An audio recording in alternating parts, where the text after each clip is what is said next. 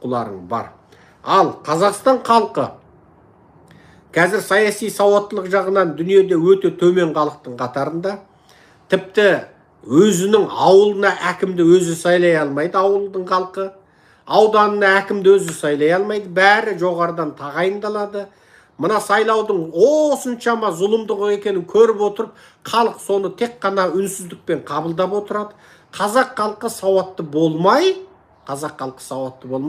Қазақстанда жақсылық болмайды.